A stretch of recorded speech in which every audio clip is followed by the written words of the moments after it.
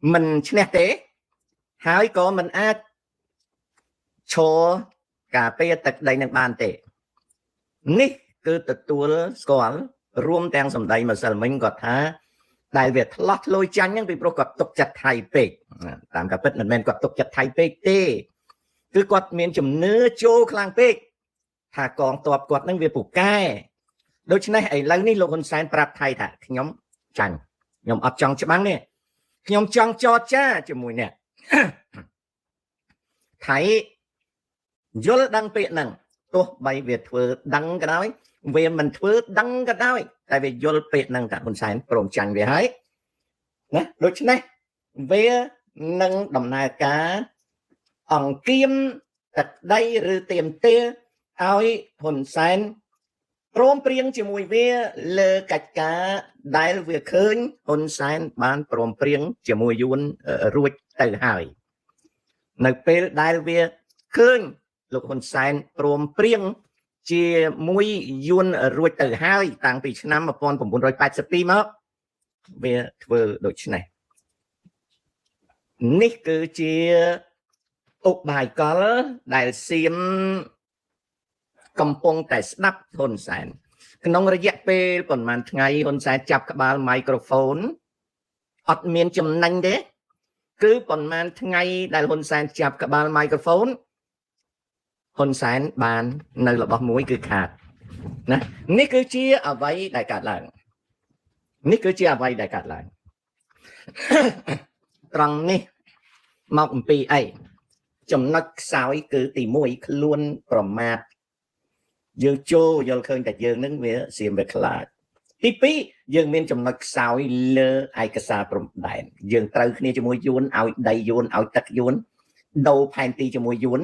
សៀមវាក្លប់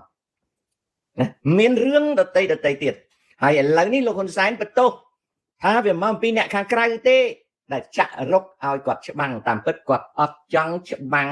ទេគាត់ជាមនុស្សម្នាក់ដែលអត់ចង់ច្បាំងទេគាត់អត់ចង់ច្បាំងនេះគាត់ធ្វើបាបប្រជាជនបានខ្មែរគ្នាឯងប៉ុន្តែជាមួយបរទេសគាត់អត់ចង់ច្បាំងទេខុសគ្នាពីគាត់ឡើងធ្វើមេតបខុសគ្នាដែលគាត់ឡើងធ្វើអគ្គភ័ព្វភេណាជាដើមលក្ខនឹងលក្ខត្រង់ហ្នឹងគឺជាសម្ដីដែលបញ្ជាក់អញ្ចឹងខ្ញុំឆ្លើយឆ្លងជាមួយប្រិយមិត្តបាទលោកតាប្រសិនបើលោកតាជាមេដឹកនាំវិញតើលោកតាវាយយកដីឬចរចាខ្ញុំអត់មានប្រសិនទេ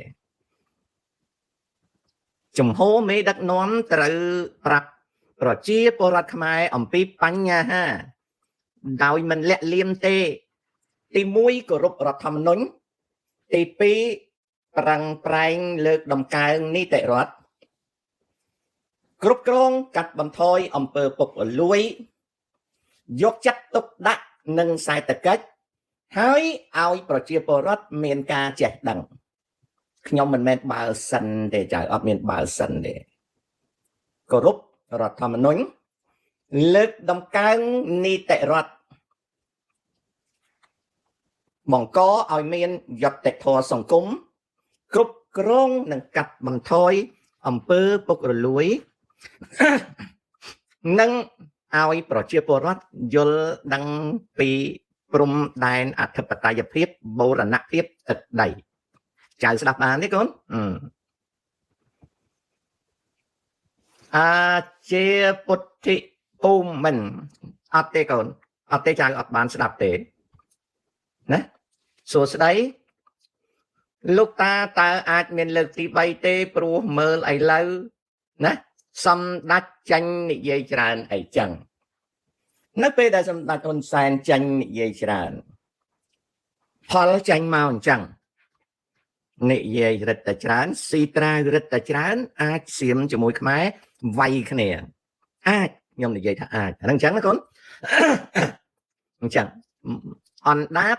ជាអាបកន្លងសុកផងទុកផងព្រោះអណ្ដាតលោកហ៊ុនសែននៅចូលផ្លេចខ្លួនម្ដងនៅពេលដែលគាត់គម្រាមប្រជាជនខ្មែរខ្លួនឯងគាត់អត់ដឹងថាសៀមកំពុងតែមូលបង្កាច់គាត់ទេ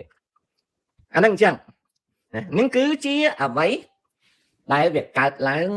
តាមអណ្ដាតរបស់គាត់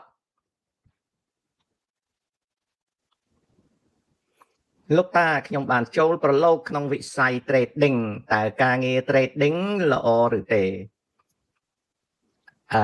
អាភ្លើ168បើគ្មានបរិញ្ញាបត្រសាកលវិទ្យាល័យខាងហិរញ្ញវត្ថុវិនិយោគនិងធនាគារទេហើយគ្មានបទពិសោធន៍ក្នុងទីផ្សារហិរញ្ញវត្ថុ5ឆ្នាំឡើងលើទេអ្វីដែលធ្វើ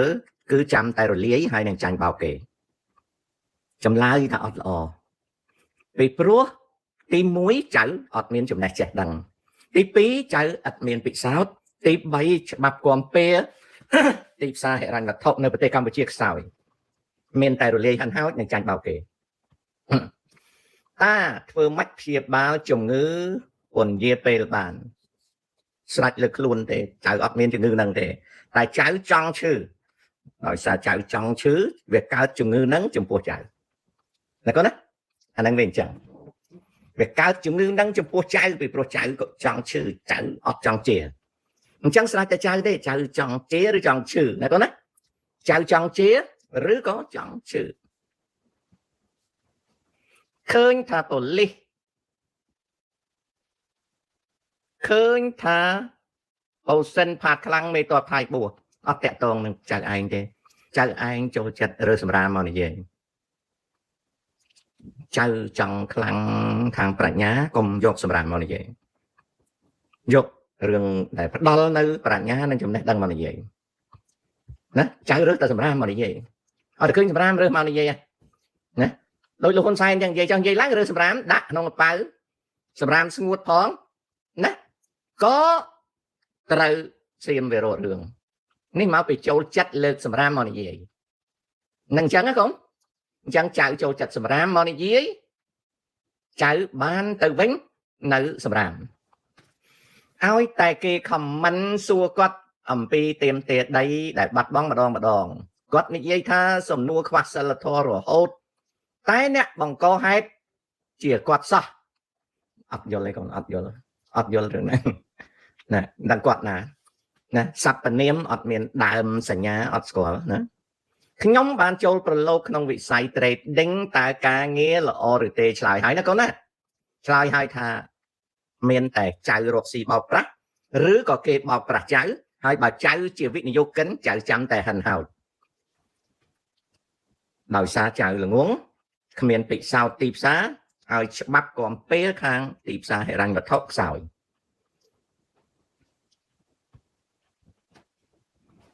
បើប្រឡងបាក់ដប់ហើយរៀនដេប៉ាតឺម៉ង់ប្រវត្តិសាស្ត្របើរៀនដេប៉ាតឺម៉ង់ប្រវត្តិសាស្ត្រខាតបាយម្ដាយចិញ្ចឹមបានតែលហាមអត់មានការធ្វើកងសុកស្គាល់គ្រូសុកទុយអត់ស្គាល់ទេកូនអត់ស្គាល់ទេណាfan post Korea នេះជាវប្បធម៌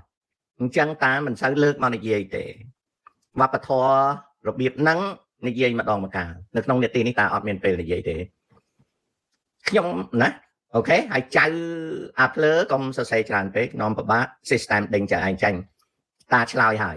ណា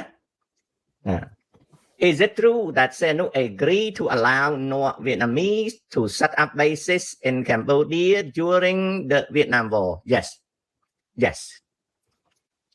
ចរចាគឺចោះចាញ់តើលោកតាយល់ស្របឬទេអត់ទេចោះចាញ់មុនចរចាគាត់ចោះចាញ់ហើយតាស្ដាប់សារគាត់ព្រឹកមិញកាលពី9ម៉ោងមុនម្សិលមិញគាត់និយាយឡូឡាខ្លាំងភ្លេចខ្លួនថ្ងៃនេះគាត់ចោះចាញ់គាត់ប្រាប់ថាគាត់ចាញ់ហើយគាត់អត់ទៅចិត្តព្រំដែនទេពីព្រោះគាត់ខ្លាចសៀមវាវាយគាត់ត្រូវទៅព្រះវិហារទៅអីអត់ហ៊ានទៅទេបានសេចក្តីថាលោកហ៊ុនសែនត្រឡប់ក្រោយនិយាយស្រួលស្ដាប់រត់កិច្ចចេញពីតំបន់ព្រំដែនហើយអត់ទៅបន្ទាយមានជ័យអត់ទៅព្រះវិហារឬកោះកុងឬក៏ខេត្តពោធិ៍សាត់ទេអត់ទេអញ្ចឹងព្រះវិហារក៏អត់ទៅបន្ទាយមានជ័យបាត់ដំបងជាប់ព្រំដែនបៃលិនពោធិ៍សាត់ កោះកង់លោកហ៊ុនសែនអត់ទៅទេប្រងទៅដល់ហ្នឹងតែឥឡូវនេះនិយាយទៅមើលទៅអត់ស្រួលខ្លាចគេវាយប៉ោងខោអត់ទៅទេដកថយលឿនមកសៀមរាបហើយក៏ត្រូវនៅឆ្ងាយបន្តិចអត់ទៅចិត្តទេតែទៅចិត្តអាចវាវាយគ្នាគាត់ទៅភូមិរងចាំផ្ទះ3000គាត់អត់ហ៊ានស្លៀកពាក់តែហ៊ានទៅទេប៉ុន្តែមាត់គាត់ដំបងគាត់យកដំឡូងឆោតពេកណាកូនណាកុំឲ្យឆោតពេកទៅបើសៀមវាស្ដាប់ឮវារេអាចមិនជឿថាយើងល្ងងដល់ប៉ុណ្ណឹងដូច្នេះកុំរៀនសួរនៅសំណួរដែលមហាសែនឆោតណាមេការ៉ាកិច្ចការរកស៊ីរបស់កូនខ្ញុំអត់សួរដូចចៅសួរទេអត់សួរដូចក្មួយសួរទេក្មួយនៅស្រុកខ្មែរចង់ដឹងអញ្ចឹងខ្ញុំអត់ដែលសួរកូនខ្ញុំអញ្ចឹងទេពីព្រោះកូនខ្ញុំមានការសិក្សាអប់រំថ្នាក់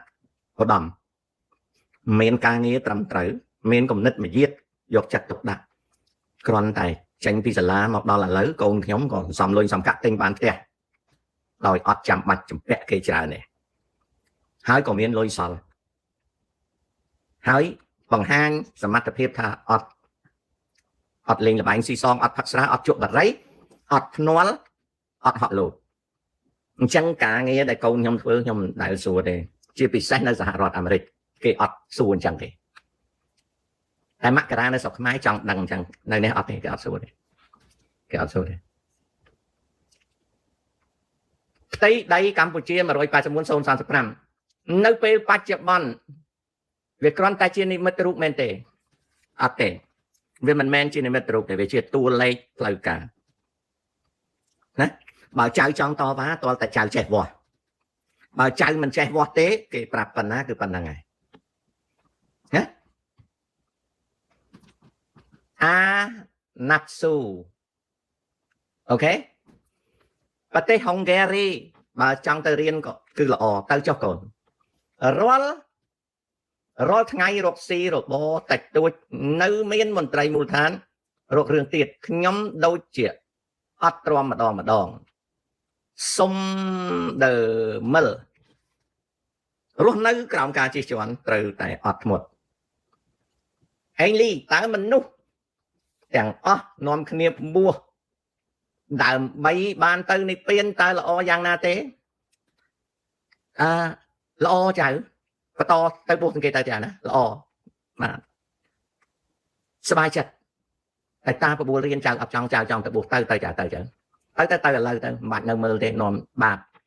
មើល show តាទៅបាបទៅបួសឥឡូវទៅបួសទៅមិថុនាការដាក់លេខអអាយ៉ែរបស់ហ៊ុនសែនថ្ងៃនេះទូរទស្សន៍សៀមផ្សាយសើចចំអកគ្រប់ប៉ុស្តិ៍វាថាយើងអន់ខ្លាំងណាស់មេដឹកនាំខ្មែរសុំលើកទងសបណ្ដាហើយវាជាការពិតហ៊ុនសែនចោះចាញ់ទៅហើយក៏ខ្លាចអត់ហ៊ានទៅចិត្តទល់ដែរខ្លាចកើតរឿងវាយគ្នាដោយសារតែគាត់ស៊ីត្រាវខុសអូខេលោកតាយល់យ៉ាងណាប្រសិនបើសាធារណៈរះនិយមខ្មែរ